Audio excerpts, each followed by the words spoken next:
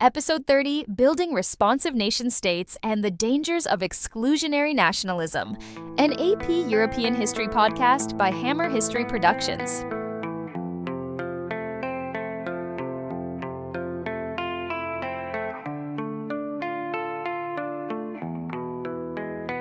Welcome back to the Once and Future Present. I'm Casey, your host, and today we're diving into one of the most important and complicated questions of the 19th century. How did European nation-states become more responsive to their citizens, while at the same time using nationalism to exclude and divide? To help me untangle this, I'm joined once again by Dr. Morgan. Dr. Morgan, what should we keep in mind today? Thanks, Casey. One big theme is that the 19th century nation-state was becoming more responsive to ordinary people, expanding the right to vote, building public schools, and creating welfare policies. But the same forces of nationalism could also turn in dark directions. Governments sometimes defined who counted as part of the nation in ways that excluded minorities, women, and colonized peoples. And with us, as always, is Professor Theo. What perspective will you bring in today? Thanks, Casey. I'll be focusing on the social and intellectual side of nationalism. While people were excited to be included in the nation, the same concept fueled anti-Semitism, pogroms, and gender inequality. We'll see how inclusive and exclusive nationalism developed together. Okay, so let's start with the responsive side of the nation-state. Dr. Morgan, what does that term even mean? Good question. A responsive nation-state is one where governments increasingly had to pay attention to the needs and demands of their citizens. By the late 19th century, industrialization and urbanization had created new social pressures. States responded with mass public education, public health measures, unemployment insurance, pensions, and gradually expanding political participation through suffrage. Another element was the effort to build what some thinkers called a national economy. In Russia, for example, Sergei Witt pushed for rapid industrialization and railway construction in the 1890s, arguing that economic modernization was essential for national strength. He embodied the idea that the state should guide economic development to secure the nation's future. For Witt, industrial strength also meant military strength. Railways and factories could supply armies as well as markets. So building a national economy was inseparable from building a modern army. So they were listening more to the people? Exactly. For example, in Germany under Chancellor Otto von Bismarck, the state introduced pioneering social welfare programs in the 1880s, like health insurance and old age pensions. This was partly to win over workers and reduce the appeal of socialism. Bismarck deliberately crafted these programs as a political strategy. He believed that by granting workers tangible benefits, he could undercut the growing power of the Social Democratic Party. He called this state socialism, but it was less about empowering workers and more about binding them to the existing state and blunting demands for radical change. His model influenced other governments across Europe who began experimenting with social legislation of their own, realizing that some level of responsiveness could stabilize societies while preventing more radical upheaval. In Germany, these welfare programs also had a military dimension. Healthier workers made for stronger soldiers, and social peace at home freed the state to project power abroad. That sounds a lot like modern debates about social safety nets. It does. And in Britain, you had reforms to broaden the electorate. Working-class men were gradually added to the voting rolls. Public schools also became more common, as governments saw literacy and civic education as crucial for producing responsible citizens. The push for broader voting rights was not simply granted from above, it was also demanded from below. The Chartist movement in the 1830s and 1840s, for example, rallied working-class men around a people's charter that called for universal male suffrage, secret ballots, and salaries for members of Parliament. Although most of these demands were not immediately met, the persistence of Chartist petitions and demonstrations kept pressure on Parliament. Over time, these pressures, combined with fears of unrest, helped convince leaders that expanding the vote was necessary for stability. And by the eve of World War I, most of the Chartists' demands, like nearly universal male suffrage and the secret ballot, had been realized, showing how much their vision shaped later reforms.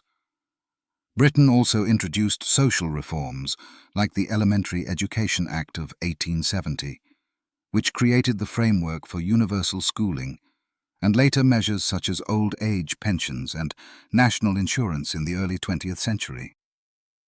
These steps reflected growing recognition that the state had to address poverty and health if it wanted a stable, patriotic citizenry. Leaders also understood that healthier, better educated citizens made for stronger soldiers and workers, which in turn supported military readiness and the ability to sustain a global empire. But here's my question. If states were becoming more responsive, why are we also talking about exclusion and division? Because the people weren't defined equally. Nationalism created unity, but it also created boundaries. Governments often decided that certain groups, Jews, women, colonized peoples, Irish Catholics, were outside the nation, or at least less deserving of rights. Before we get to France, I want to ask about Ireland. Earlier you mentioned that Irish Catholics were often excluded. How did that play out? This is crucial. For centuries under British rule, Irish people, especially Catholics, faced systematic exclusion. Land ownership was heavily restricted, and most political power rested with Protestant elites loyal to London. By the 19th century, Ireland was locked into a colonial relationship where most of its fertile land produced crops for export, while poor tenant farmers relied almost entirely on the potato. This structural poverty was the background condition that made the Great Famine so deadly. And the exclusion wasn't just economic. Irish Catholics were treated as culturally inferior, unfit to govern themselves. British officials often described the Irish in racist terms, comparing them to children or even savages. This ideology justified limited investment in Ireland and dismissive attitudes when hardship struck. So the famine wasn't just a natural disaster? Exactly. When the potato blight hit in the 1840s, more than 1 million died not only because of the disease, but because the state failed to act. Food continued to be exported from Ireland even as its own people starved. British leaders insisted that relief would breed dependency, showing how laissez-faire economics and prejudice combined to create catastrophe. Irish poets later captured this tragedy. One wrote, "Weary men, what reap ye? Golden corn for the stranger, what sow ye? Human corpses that wait for the avenger." Such words turned famine into a symbol of oppression and a call for justice. This systematic exclusion left a legacy of high poverty rates, mass emigration, and deep resentment. The famine became central to Irish nationalism. It convinced many that only independence could protect Irish lives and culture. And the treatment of Ireland reveals a broader pattern. When a group was defined as outside the true nation, their suffering could be ignored or even justified. This same exclusionary logic would later be applied to colonized peoples in Africa and Asia, where famine, forced labor, and neglect were also excused as part of empire building. Many historians even describe Ireland as Britain's first colony, a place where patterns of land seizure, cultural suppression, and economic exploitation were tested before being exported abroad. Ireland's experience under British rule, then, foreshadowed how European powers would treat colonial subjects across the globe. Let's dig into another example. The Dreyfus Affair in France seems like a huge deal. What was it all about? In 1894, Captain Alfred Dreyfus, a Jewish officer in the French army, was falsely accused of spying for Germany. He was convicted on flimsy evidence and sent to Devil's Island, a penal colony. The trial revealed deep anti-Semitism in the French military and society.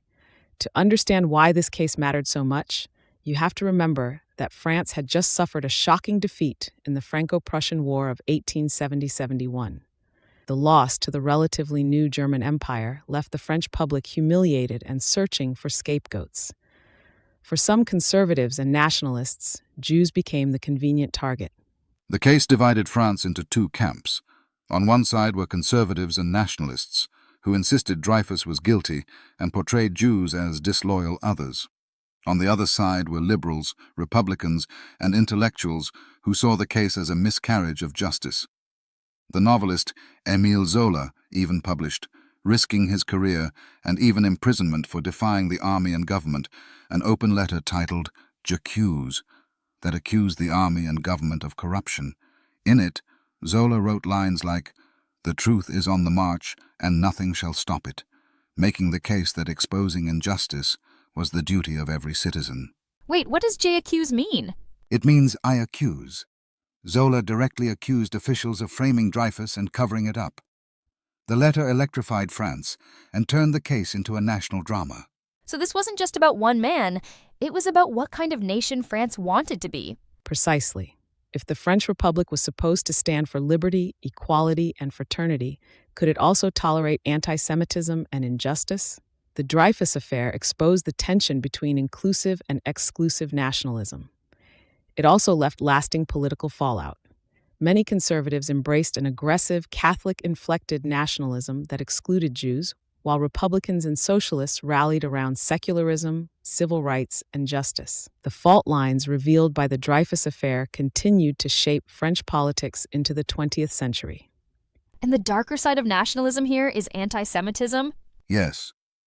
Anti-Semitism, hostility or prejudice against Jews, wasn't new, but in the 19th century it took on a modern, racialized form. Jews were portrayed not just as a religious minority, but as biologically different, inherently foreign.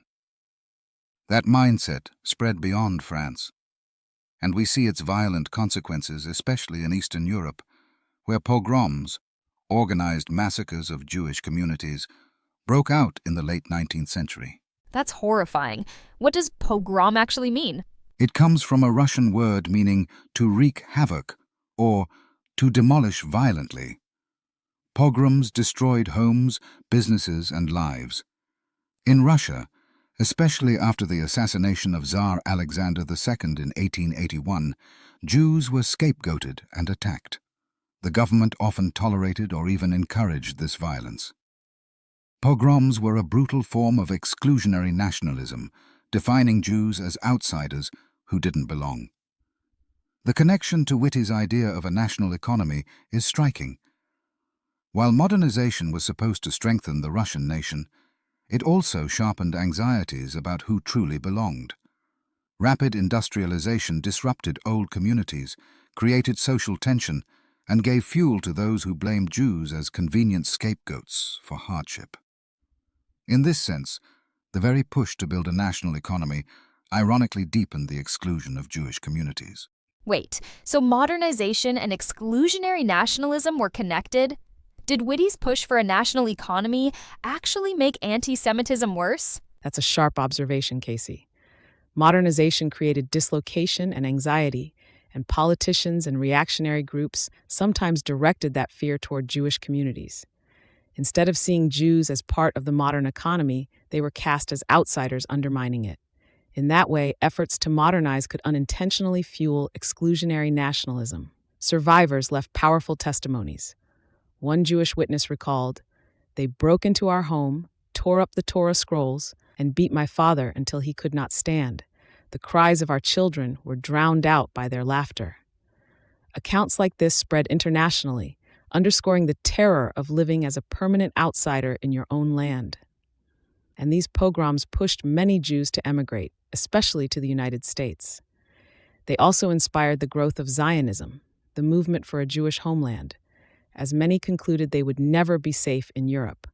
Theodor Herzl, often called the father of modern Zionism, wrote after witnessing anti-Semitism in Vienna and the Dreyfus Affair that we are one people. Our enemies have made us one, whether we will it or not. We shall not be left in peace until we have a homeland of our own. His words captured how the repeated exclusions and violence convinced many Jews that safety required sovereignty. So, the Dreyfus Affair in France and the pogroms in Eastern Europe were connected by the same force: exclusionary nationalism rooted in anti-Semitism. Exactly. Different contexts, but the same dangerous logic. Define Jews as outsiders, blame them for national failures, and justify their exclusion or persecution. This logic was powerful and deeply destructive. That's chilling. And this is also where we can see connections to the 20th century, right? Absolutely. The racialized, exclusionary nationalism of the late 19th century laid the groundwork for the genocides of the 20th, like the Armenian genocide during World War I and the Holocaust during World War I. Once a society accepts the idea that some people don't belong, mass violence becomes easier to justify. Before we move on, we should also talk about another group left out of the responsive nation-state: women. Professor Theo, what was happening with women's suffrage in this period? Women in the 19th century were systematically excluded from politics, even as governments expanded rights for men. In Britain, organizations like the National Union of Women's Suffrage Societies pushed for the vote through petitions and lobbying. They were known as suffragists and pursued gradual reform. But frustration with slow progress led to the rise of the suffragettes, led by Emmeline Pankhurst and the Women's Social and Political Union. They used militant tactics, protests, hunger strikes, even acts of property damage to demand attention. The government's reaction showed the limits of responsiveness. While they were willing to extend suffrage to more men, officials dismissed women's demands as dangerous or unnatural. Imprisoned suffragettes were sometimes force-fed when they went on hunger strikes, a shocking image of the state's refusal to recognize women as equal citizens. One especially infamous moment came in 1910 on what became known as Black Friday, when peaceful suffrage demonstrators marching to Parliament were beaten and assaulted by police. The brutality shocked the public and, for many, increased sympathy for the suffragette cause, underscoring the historical impact of the event. In this moment, peaceful suffrage demonstrators marching to Parliament were beaten and assaulted by police.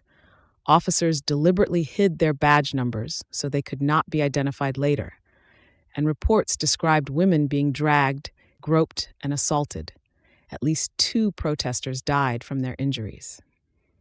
The brutality shocked the public and highlighted the lengths to which the state would go to block women's demands for equality. That's awful. I can't believe peaceful protesters were treated that way just for asking for the vote. It really shows how threatened the government must have felt by women's demands. Exactly, Casey. The violence of Black Friday showed women that the political system was willing to use brutal force to keep them out. That's why Pankhurst's words soon after carried such power. Emmeline Pankhurst captured this mood in her famous 1913 speech, Freedom or Death. She argued that women would never be given freedom. They had to take it, even at great personal risk. In her words, it was a choice between living as political slaves or winning liberty, no matter the cost. In that speech, she declared, "We are here not because we are lawbreakers. We are here in our efforts to become lawmakers." Lines like that highlighted the absurdity of denying women political rights. That uncompromising language galvanized supporters and terrified opponents, showing just how high the stakes of women's exclusion had become. Can I ask something? Earlier we talked about how modernization and Whitty's national economy connected to anti-Semitism. Was women's exclusion also tied to modernization? Absolutely.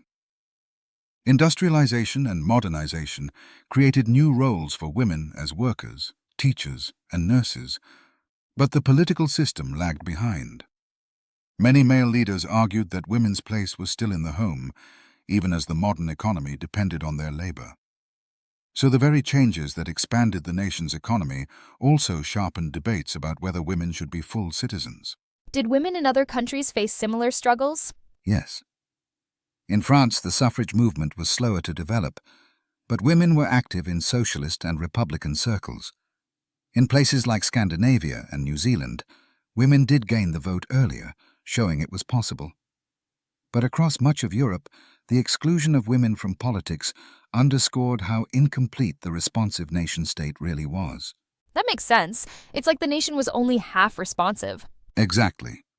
Nationalism claimed to unite the people, but often defined the people in ways that left women outside the circle of full citizenship. That's a heavy point, but an important one. Before we wrap up, I want to ask, how did exclusionary nationalism affect people in Europe's colonies? Great question. The same logic that defined Jews, Irish, and women as outsiders at home was applied abroad. Europeans increasingly saw colonized peoples in Africa and Asia as racially inferior, incapable of self-rule. This justified imperialism and exploitation. Nationalism and imperialism went hand in hand. If the nation was defined in racial or cultural terms, then colonized peoples were automatically other. This will be crucial when we get to the scramble for Africa and the building of global empires. Critics of imperialism, like the economist J.A. Hobson, whose critique later influenced thinkers like Lenin, were already warning in the 1890s that empire was driven by greed and racial arrogance rather than true national interest. He argued, "Imperialism is the endeavor of the great controllers of industry to broaden the channel for their surplus wealth. It is not the nation as a whole that profits, but a narrow class." His words foreshadowed later debates about who benefited from empire and who suffered under it. So exclusionary nationalism not only shaped Europe itself, but also justified the domination of millions of people worldwide. Exactly. It tied together domestic politics and global empire. Okay, I think we're ready to wrap up. Today we explored the responsive nation-state, governments becoming more accountable with welfare, suffrage, and education. But we also saw the dark side, how nationalism excluded Jews, women, the Irish, and colonized peoples. We looked at the Dreyfus Affair, women's suffrage campaigns, the Irish potato famine, and pogroms in Eastern Europe. And we connected these patterns forward to the tragedies of the 20th century and to European imperialism. Nicely summed up, Casey. Yes, great job. Thanks, both of you. And for our listeners, next time, in episode 31, we'll step away from politics and talk about art. We'll look at the realism movement in 19th century Europe and how artists used paint, ink, and words to portray the world as it really was, not as an ideal. And after that, episodes 32 and 33 will take us into European imperialism, where we'll see how exclusionary nationalism shaped the treatment of colonized peoples. And as we've seen today, the same programs that made states more responsive at home, like welfare and education, were often linked to military strength and empire abroad. That connection between national economies, armies, and colonies will be central to our next episodes. Until then, thanks for listening to the Once and Future Present.